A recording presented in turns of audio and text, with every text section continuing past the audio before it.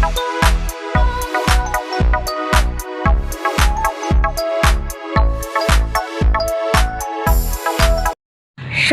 কাল সকালেই তোরা ঘর ছেড়ে চলে যাবি।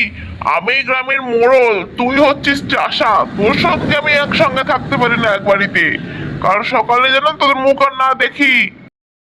কিন্তু দাদা, এই বাড়ি ছেড়ে আমি কেন যাব? এই বাড়ি তো আমারও, আমাদের দুজনের বাড়ি। দুজনের সমান অধিকার আছে এই বাড়িতে। আমি জানতাম তুই এত সহজে যাবি না। তাহলে শোন, বাবা মারা যাওয়ার আগে আমি বাবার থেকে সমস্ত সম্পত্তি আমার নিজের নামে লিখে নিয়েছি, বুঝলি? তোর ভাগের আর কিছুই নেই, তাই তুই কালই চলে যাবি বাড়ি থেকে। কিন্তু এই একদিনে যাব কোথায় বলো দাদা? আর কিছুদিন সময় দাও আমাকে, তাহলে আমি ঠিক একটা কিছু ব্যবস্থা করে নেব। না না, অত সময় দিলে চলবেই না। আমারও তো সময় নেই। কাল সকালে তাদের মুখ যেন আমি না দেখি, মনে থাকে যেন। সকাল হতেই স্বামী স্ত্রী দুজনেই বাড়ি ছেড়ে চলে যায়।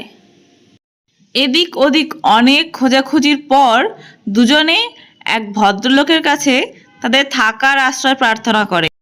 বলছিলাম দাদা, এখানে কিছুদিন থাকা যাবে? কিছুদিন পরে আমরা এখান থেকে চলে যাব। আসলে আমাদের থাকার জায়গা নেই তো। হ্যাঁ হ্যাঁ, আসলে আমার বাড়িটা বেশ বড়, একটা ঘর ফাঁকাই থাকে, হয়ে যাবে আপনাদের। অনেক অনেক ধন্যবাদ দাদা আপনাকে, আপনি আমাদের বিপদ থেকে বাঁচালেন।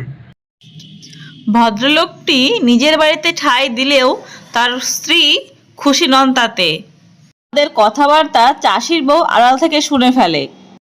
সেখান থেকে তারা আবার যায় নতুন বাসস্থানের উদ্দেশ্যে। দেখো গিন্নি, এই ঘরটা কিন্তু বেশ, মনে তো হচ্ছে এখানে কেউ থাকে না। চলো বরং আজ থেকে আমরা এখানেই থাকি, কেমন? হ্যাঁ, ঠিকই বলেছো। এখানে থাকাটাই ভালো, তাই কেউ আমাদের কথা শোনাতেও পারবে না। চলো গিন্নি, আমরা ঘরের আশেপাশটা ভালো করে পরিষ্কার করে ফেলি। হ্যাঁ, তাই চলো। ভিক্ষাং দেহি, গৃহে কেউ আছেন? আমার খুব খিদে পেয়েছে, কিছু খাবার দেবেন? কেউ সাড়া না দেওয়ায় মোড়লের বাড়ি থেকে সাধু বাবা চলে যান। এদিকে চাষি আর চাষির বউ দুজনে রান্না করছে আর কথাবার্তা বলছে।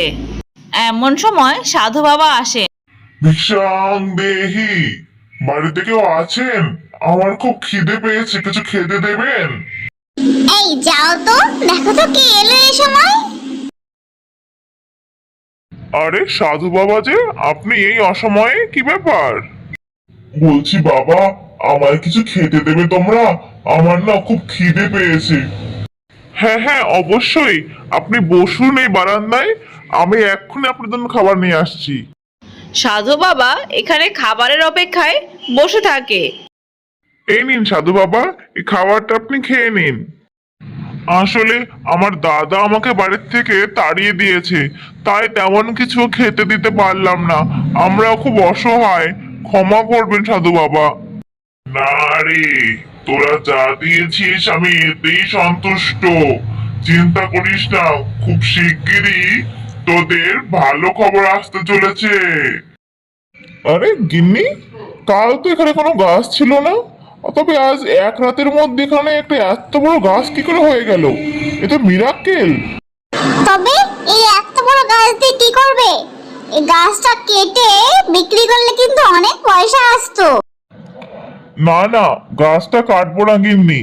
বাবা বলতো এই হঠাৎ পাওয়া জিনিস অবহেলায় হারাতে নেই, বরং লাভই হয়। দেখি থাক না, কি হয়। এ কি গো, এ আমি কি দেখছি? দেখো গাছে ওটা কি ঝুলছে। দেখে তো মনে হচ্ছে সোনার আম। তাহলে কি সাধু বাবার কথা ফলে গেল? আমাদের সঙ্গে কি সত্যি সত্যি মিরাক্কেল হচ্ছে? কাল সকালে সোনার দোকানে নিয়ে গিয়ে দেখাবো এই আমটা সোনার নাকি এমনি আম। আচ্ছা দাদা, এটা দেখে বলুন তো, আমটা কিসের, সোনার নাকি এমনি? আরে, এ যে একদম খাঁটি সোনা গো। উনি বললেন এটা পুরো খাঁটি সোনা। এখন আমাদের আর অভাব থাকবে না, বলো? হ্যাঁ গো, ঠিক বলেছো? আমি তো এখনো বিশ্বাসই করতে পারছি না, এটা কি করে হতে পারে? হঠাৎই বাতাসে ভেসে আসে একটা কণ্ঠস্বর। শোনো চাষি, এটা একটা জাদুর আম গাছ। এই গাছটি থেকে প্রত্যেক মাসে তুমি একটা করে স্বর্ণের আম পাবে। চাষির বউ কথা বলছিল, এমন সময় হঠাৎ শেঠ এসে হাজির। ভাই ভাই বাঁচা আমাকে, তোরা বাঁচা আমাকে, না হলে গ্রামের লোক সবাই আমাকে মেরে ফেলবে যে। প্লিজ বাঁচা আমাকে তোরা। কি হয়েছে? কি হয়েছে তোমার? এভাবে কেন ছুটছো তুমি? তোদের সাথে খুব অন্যায় করে ফেলেছি আমি, আমাকে ক্ষমা করে দে তোরা, কিন্তু আমাকে বাঁচা দয়া করে। কিন্তু হয়েছেটা কি সেটা তো বলো, এভাবে কেন তুমি হাঁপাচ্ছ?